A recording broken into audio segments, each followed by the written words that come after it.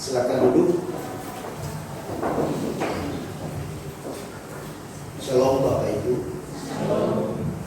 Mari kita membuka firman Tuhan di dalam Injil Yohanes pasal 1 ayat Injil Yohanes pasal 14 ayat 1, dan nanti bagian yang kedua yaitu di dalam kitab Mazmur pasal 37 ayatnya yang ke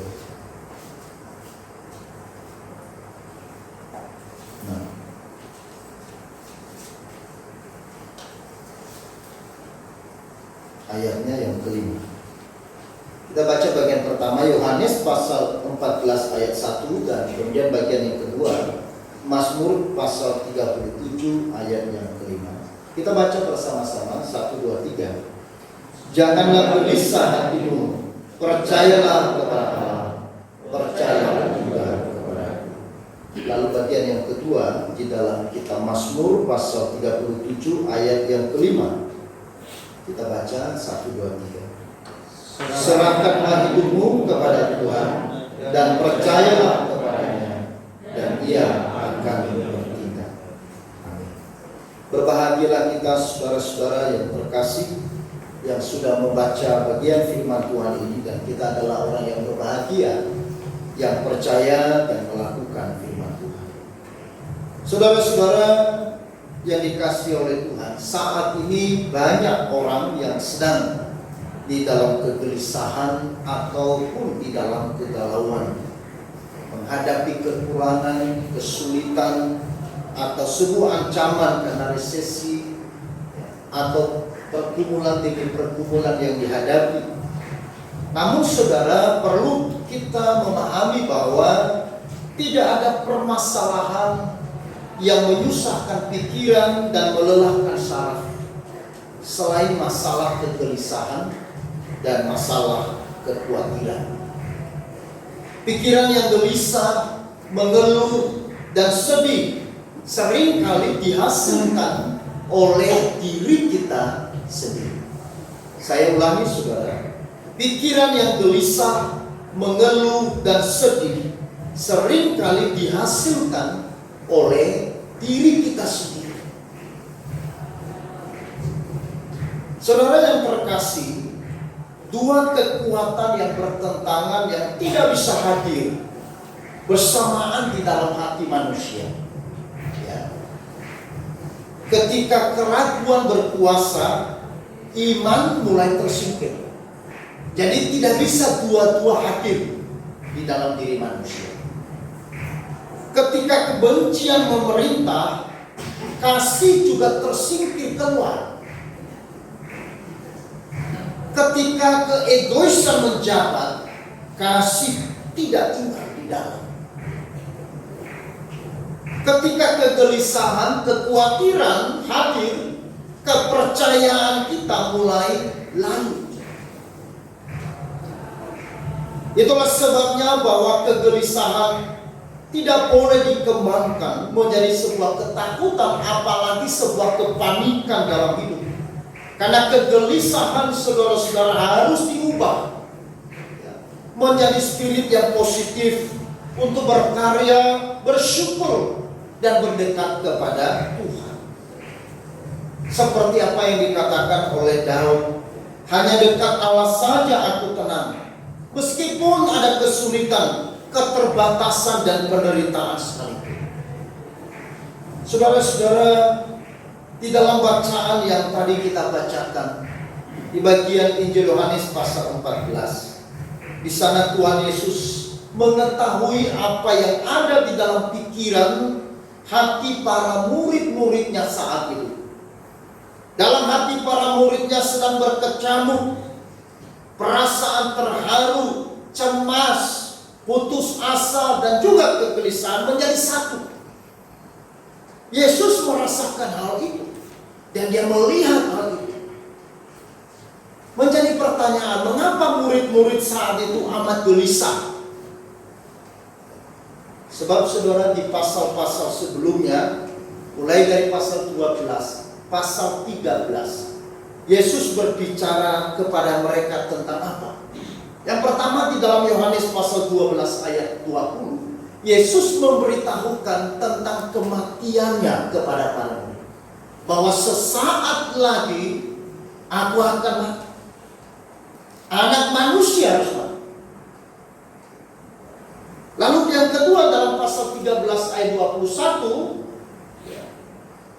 di sana Yesus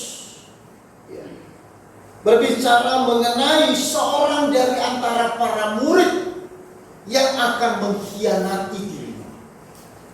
Maka kegelisahan makin membesar. Pasal 13 ayat 33, Yesus memberitahu bahwa ia tinggal sesaat dengan mereka. Dan mereka tidak akan melihatnya lagi. Padahal saudara-saudara, kita tahu bahwa para murid, mereka mengharapkan Yesus ada di tengah-tengah mereka selamanya. Karena mereka selama ini membangun sebuah pengharapan kepada Yesus untuk memulihkan mereka secara jasmani maupun secara politik. Sehingga ketika Yesus berbicara kepada mereka bahwa sesaat lagi Ia akan berpisah dengan mereka, mereka sangat sedih, mereka sangat gelisah. Lalu kemudian Ia memperingatkan Petrus. Dia katakan kepada Petrus bahwa sebelum ayam berkokok, engkau telah menyangkali aku 3 kali. Nah, saudara-saudara, semua ini menyebabkan para murid itu dilanda oleh sebuah kegelisahan yang amat sangat. Mereka menjadi kacau balau, mereka menjadi panik. Mereka tidak tahu apa yang sedang terjadi. Kecemasan, kegelisahan, penasaran, ketakutan bercampur aduk di dalam diri mereka. Sekaligus juga sebuah kekaguman yang luar biasa, di mana saat Yesus membasuh kaki para murid, Dia memberitahukan tentang kematian dan penderitaannya. Dan setelah itu Dia membasuh kaki para murid-muridnya yang membuat mereka terkagum-kagum. Tapi semua itu menjadi satu, saudara. Bercampur aduk.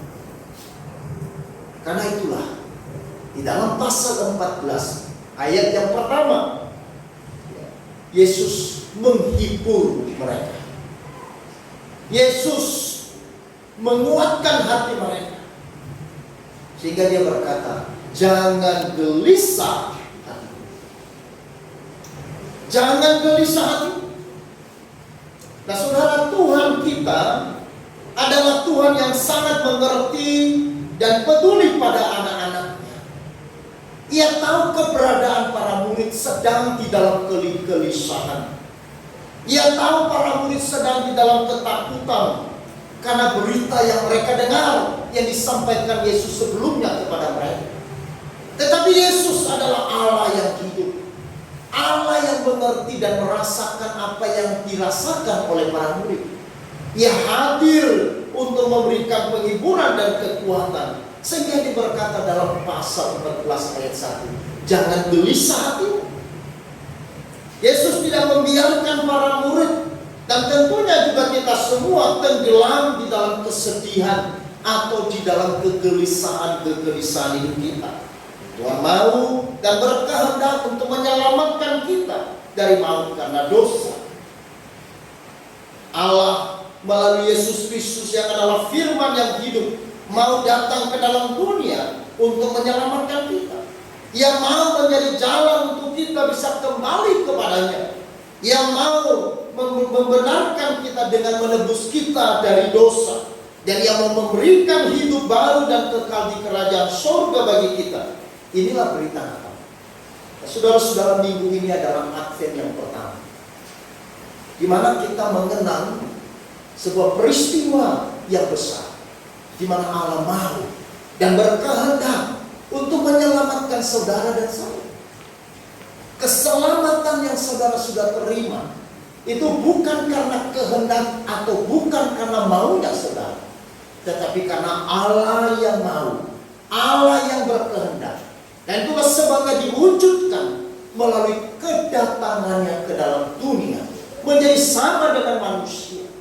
Untuk apa, saudara-saudara? Karena di dalam hatinya Dia ingin manusia diselamatkan dari dosa mereka.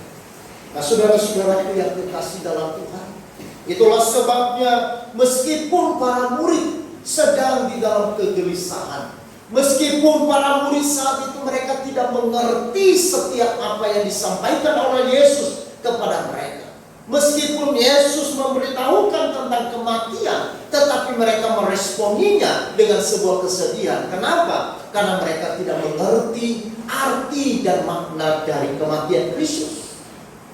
Itu sebabnya Yesus mengatakan, jangan gelisah hatimu, karena memang aku harus mati, memang aku harus disalibkan, tetapi kepada kematian dan kebangkitanku engkau memperoleh hidup yang baru, engkau memperoleh sebuah jaminan keselamatan.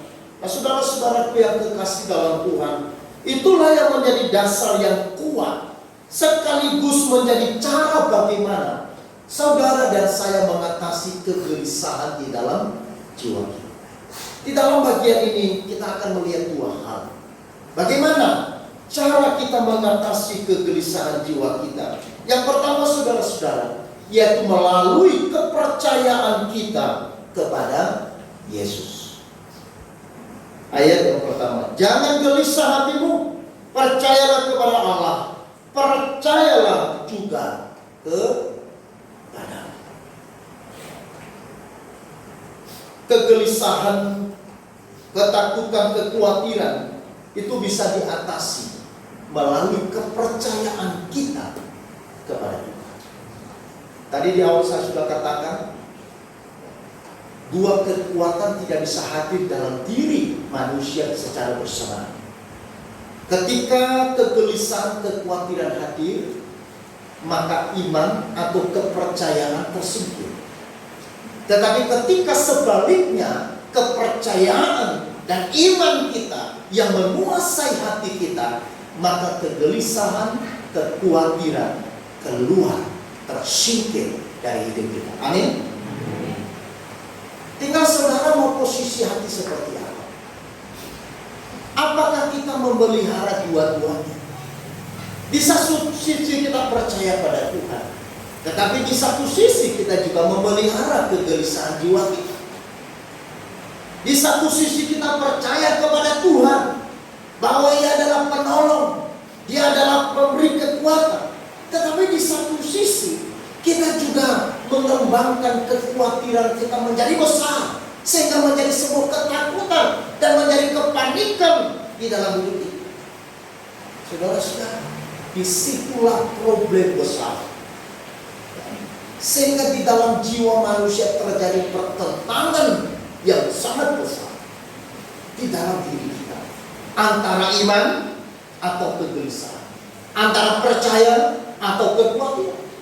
Nah, itu sebabnya Yesus memberikan cara bagaimana seharusnya para murid dan bagaimana seharusnya saudara dan saya percaya kepada Tuhan mengatasi setiap kegelisahan dalam jiwa kita. Hanya satu cara, yaitu yang pertama, bangun kepercayaan kepada Dia. Percaya kepada Yesus berarti percaya sepenuhnya kepada kehadirannya, kepada kasih-Nya, dan kepada pemeliharaannya. Meskipun tidak lama lagi Ia akan meninggalkan mereka. Yesus katakan kepada para murid, percayalah kepadaku. Meskipun dalam sesaat lagi aku akan meninggalkanmu, meskipun di dalam sesaat lagi anak manusia harus mati di tangan orang berdosa, disalibkan, mati dan kemudian bangkit. Tetapi ingat, justru kematian itu adalah berita besar bagi kita. Dan itu sebabnya saudara-saudara, setelah proses nanti kematian Yesus, kemudian kebangkitan Yesus, dan terus berlanjut dalam 40 hari, Yesus menampakkan diri kepada mereka berulang-ulang kali. Dan kemudian pikiran para murid mulai dicerahkan oleh Yesus. Mereka mulai mengerti apa yang sebelumnya Yesus pernah katakan, bahwa anak manusia harus mati. Aku akan meninggalkanmu sesaat. Tetapi ingat, aku sekali-kali tidak meninggalkanmu. Dan aku akan mengirimkan Parakletos, penolong bagimu, yaitu Roh yang akan menyertaimu sampai kepada akhir zaman. Itulah sebabnya kemudian para murid setelah Yesus bangkit dan kemudian naik ke surga, dan mereka menerima Roh Kudus, mereka menjadi para murid yang tidak pernah takut. Mereka menjadi murid yang begitu luar biasa. Mereka tidak pernah memikirkan tentang apa yang punya menjadi bahaya, ancaman di dalam hidup mereka untuk melayani Tuhan. Mereka tidak peduli kematian, bahkan tidak peduli dengan aniaya sekalipun yang ada di hadapan mereka. Kenapa? Karena mereka mengerti bahwa Kristus telah menyelamatkan mereka. Yang kedua, karena mereka percaya bahwa Kristus yang telah mati, kemudian bangkit, kemudian naik ke surga, adalah Kristus yang menyediakan segala-galanya bagi mereka. Itulah sebabnya saudara-saudara, di dalam ayat yang kedua dan ayat yang ketiga dikatakan, di rumah Bapakku banyak tempat tinggal. Jika tidak demikian, tentu aku mengatakannya kepadamu, sebab aku pergi ke situ untuk menyediakan tempat bagimu. Dan apabila aku telah pergi ke situ dan telah menyediakan tempat bagimu, aku akan datang kembali dan membawa kamu ke tempatku, supaya di tempat di mana aku berada, kamu pun berada. Murid-murid yang percaya bahwa kepergian Yesus secara fisik di tengah-tengah mereka bukan untuk meninggalkan mereka selamanya, tetapi justru memberikan segalanya bagi mereka. Selama ini mereka berharap kepada sesuatu yang bersifat jasmani dan sementara. Tetapi sekarang mereka mengerti ada satu berkat yang tidak terkatakan. Ada satu rahasia yang selama ini berabad-abad tidak disingkapkan. Dan itu menjadi sebuah misteri. Tetapi melalui Kristus rahasia itu disingkapkan bagi mereka yang percaya. Nah, saudara-saudara yang dikasihi oleh Tuhan, itulah sebabnya para murid begitu percaya kepada Yesus sebagai Tuhan dan Juru Selamat mereka. Saudara, hidup kita sekarang ini didasarkan pada iman yang seperti itu. Sekalipun kamu belum pernah melihat Dia, namun kamu mengasihinya. Amin. Kamu percaya kepada Dia, sekalipun kamu sekarang tidak melihat. Kamu bergembira karena sukacita yang mulia dan yang tidak terkatakan. Itu dikatakan oleh Petrus dalam pasal 1 ayat yang ke-8. Petrus mengerti rahasia besar. Petrus adalah orang yang paling gelisah ketika Yesus memberitahukan kepadanya bahwa sebelum ayam berkokok, engkau sudah 3 kali menyangkalnya. Nah, saudara-saudara, coba saudara ada pada posisi Petrus waktu itu. Sebelum Yesus ditampar di sebuah tempat di mana Yesus mulai dia berbicara mengenai Paskah, atau yang disebut dengan khotbah di lantai atas. Mulai dari pasal 14 sampai dengan pasal 16. Dia berbicara, dia berkhotbah yang terakhir kalinya kepada para murid. Dan dia tahu bahwa Petrus begitu gelisah. Petrus sebenarnya tidak mau menerima kalimat itu. Dia tidak mau mendengar kalimat itu. Kita tahu saudara-saudara, di antara para murid, Petrus adalah seorang yang begitu bersemangat. Tetapi Petrus justru dikatakan oleh Tuhan, kamu justru yang menyangkali aku sebelum ayam berkokok. Mendengar itu kira-kira hati Petrus bagaimana?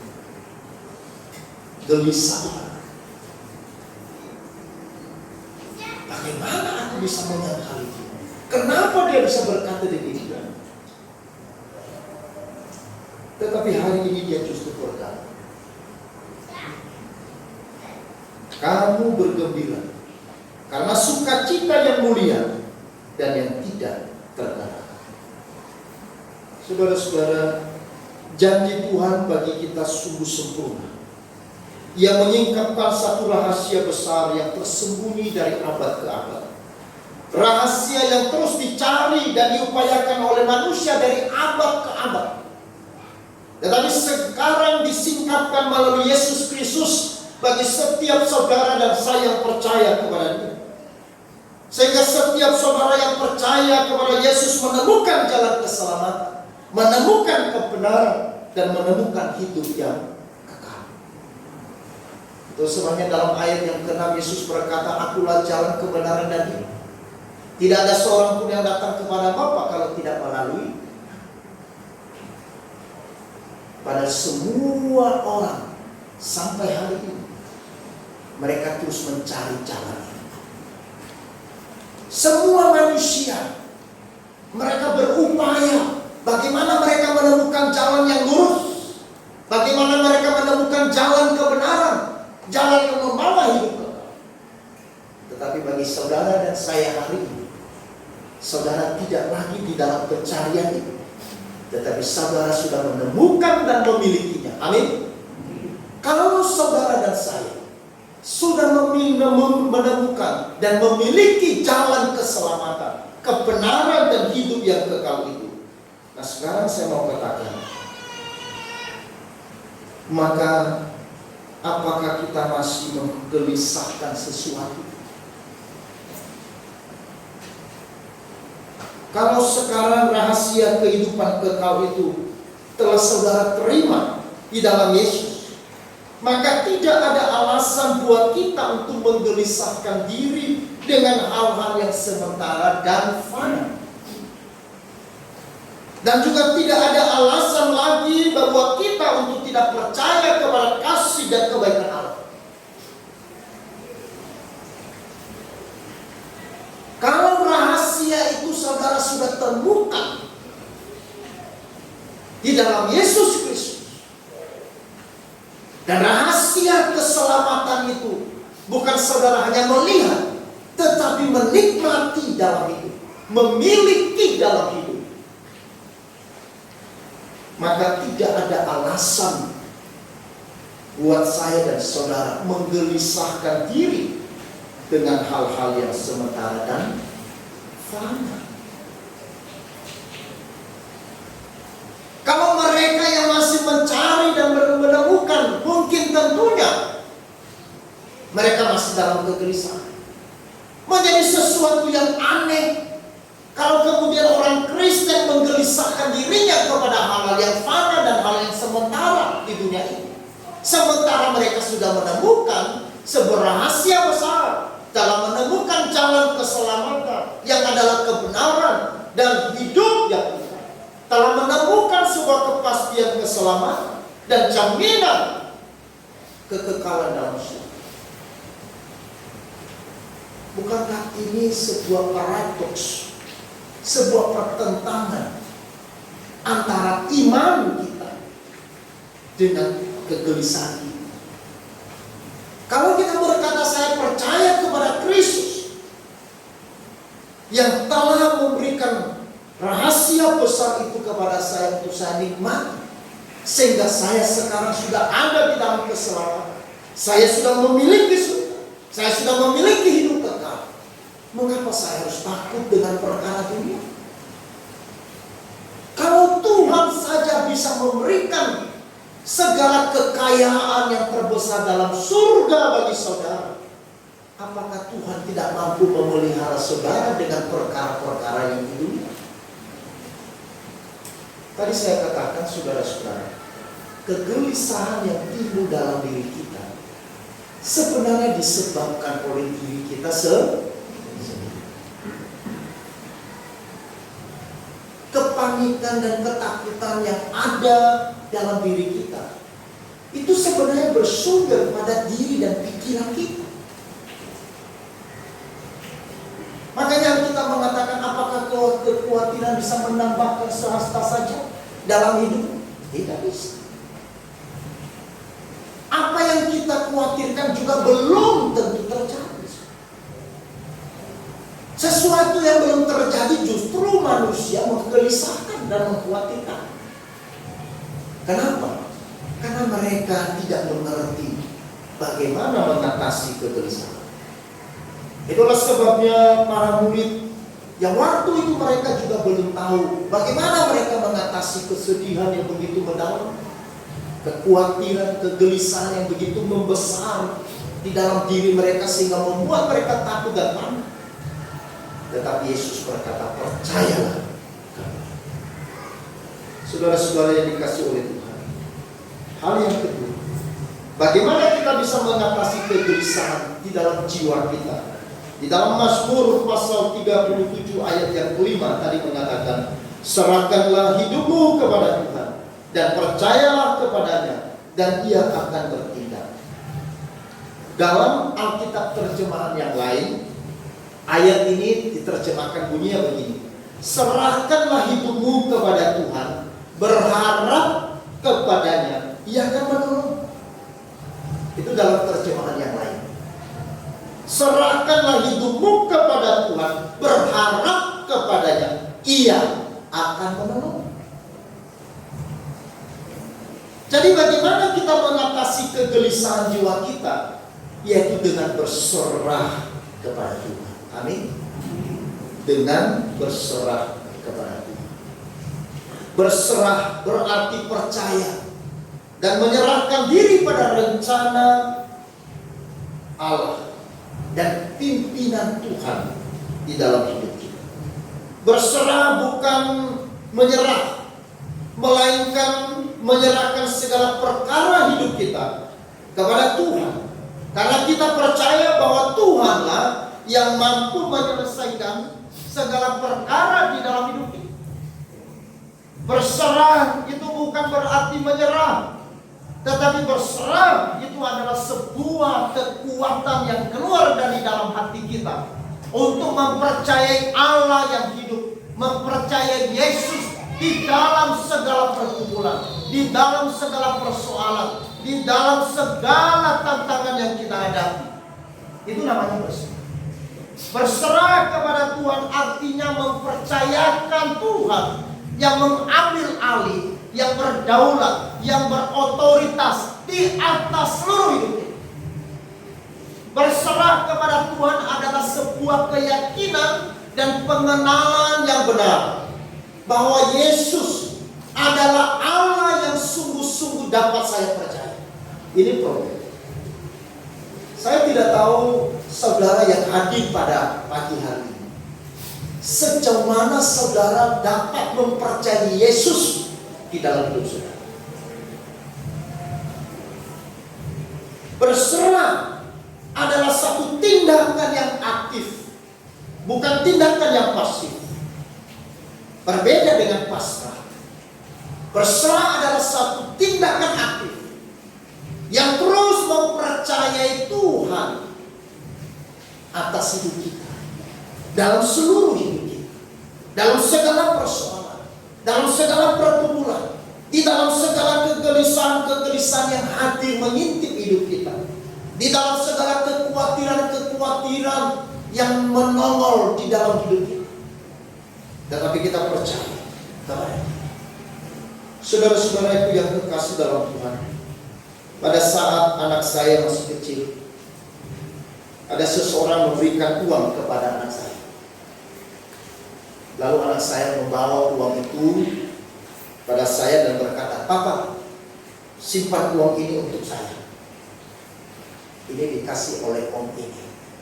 Uang itu saya ambil lalu masukkan dalam kantong saya.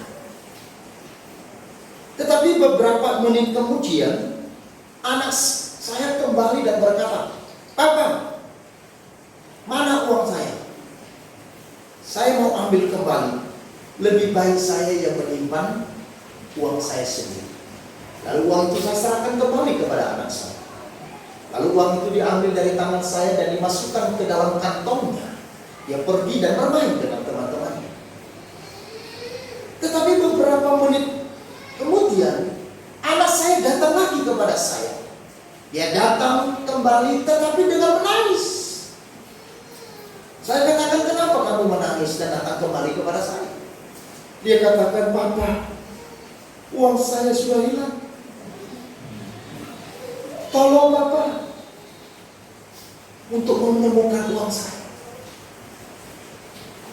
Nah, saudara, seberapa sering kita menyerahkan beban kita kepada Tuhan dan lalu gagal mempercayainya dengan mengambil alih kembali persoalan itu ke dalam tangan kita sendiri. Lalu ketika kita mengacaukan segalanya,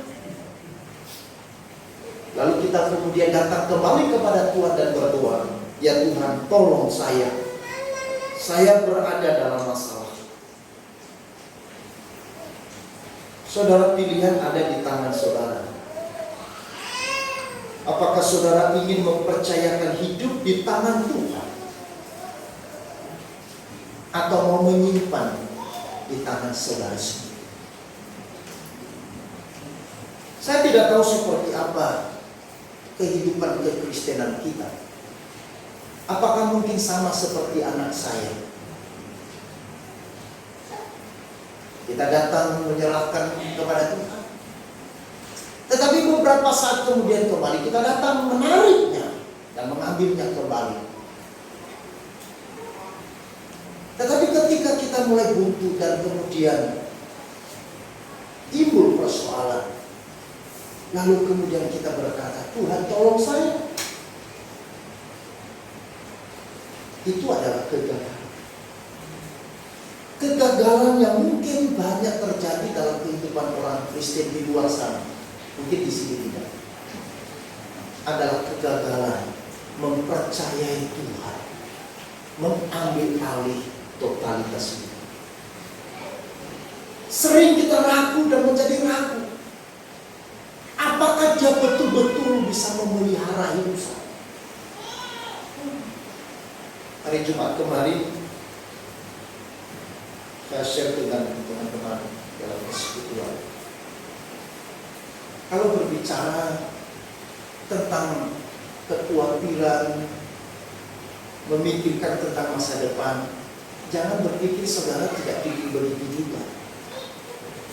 Bahkan sering kali saudara-saudara, sebelum saya tidur, pikiran itu muncul, kekhawatiran, kegelisahan itu muncul. Tuhan, kalau 15 tahun kemudian saya harus pensiun, karena saya pensiun 15 tahun kemudian saudara. Karena di Eleos pendeta katanya pensiun 60 tahun. Nah sekarang saya mau masuk umur 45 pada bulan Juli yang akan datang. Berarti tinggal 15 tahun. Kalau 15 tahun lagi, itu waktu yang singkat. Saya pensiun. Loh, saya harus kemana? Gereja Eleos, gereja Presbyterian, gereja Reform, bukan gereja karismatik, di mana aset ini adalah milik saya dan keturunan saya. Beda. Saya harus keluar. Saya kemana?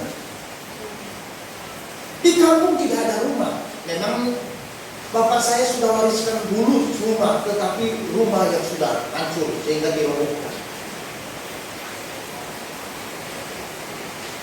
Apakah saya tidak mikir? Oh mungkin bapak punya deposito. Kalau pun bisa pulang ke Nias satu keluarga, itu pun juga tidak bisa pulang.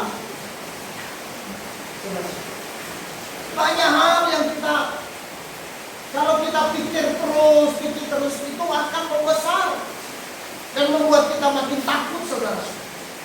Nah itulah sebabnya bagaimana rahasia supaya kita tidak tinggal dan kita tenggelam di dalam kegelisahan jiwa kita, yang akhirnya mengganggu dan menghambat pertumbuhan iman kita sehingga kita tidak bertumbuh apalagi berbuah. Kenapa banyak orang Kristen tidak bertumbuh dan berbuah? Karena bergumul dengan kegelisahan jiwanya. Hari-harinya dia terus bergumul dengan kekhawatiran, bergumul dengan kegelisahan, sehingga dia tidak bertumbuh, apalagi berbuah. Meskipun usia kekristenan sudah pada usia lanjut, katakan, tetapi dia tidak pernah bertumbuh karena dia setiap harinya dia hanya bergumul dengan kegelisahan dalam jiwanya. Dan itu sebabnya Yesus tidak mau para murid mereka tenggelam dari kegelisahan. Ketika dia melihat hal itu, langsung dia berkata, hari ini engkau jangan gelisah. Percayalah kepada Allah dan berserahlah kepada Dia. Dua hal ini yang Tuhan minta kepada saudara dan saya. Sebagai manusia biasa kita takut. Para murid Yesus mereka juga adalah manusia yang sama dengan kita. Mereka takut, mereka juga orang berdosa. Mereka juga penuh kegelisahan. Tetapi mereka kemudian menemukan rahasia. Bagaimana mereka harus melanjutkan langkah kehidupan mereka ke depan. Apakah mereka tinggal di dalam rumah dan menutup pintu rapat-rapat dan tidak mau keluar? Apakah pekerjaan Tuhan terhenti karena kegelisahan jiwa yang ada dan kekhawatiran akan masa depan dan sebagainya? Saudara, Tuhan memanggil saudara kepada satu kehidupan yang mulia. Amin. Pada satu kehidupan yang berkelimpahan di dalam kerajaan surga. Panggilan kita adalah panggilan yang mulia. Itu sebabnya saudara-saudara kita hidup di dalam sebuah hal yang harus kita kerjakan melalui pertolongan Dia. Kegelisahan itu boleh ada, tetapi percayalah kepada Yesus. Dan yang kedua, berserahlah kepada Yesus. Biarkan Tuhan yang bertindak. Biarkan Tuhan yang memelihara hidup kita. Biarkan Tuhan yang bekerja di dalam hidup kita. Apa yang menjadi kehendak Tuhan, apa yang menjadi kemampuan Tuhan, biar itu yang terjadi dalam hidup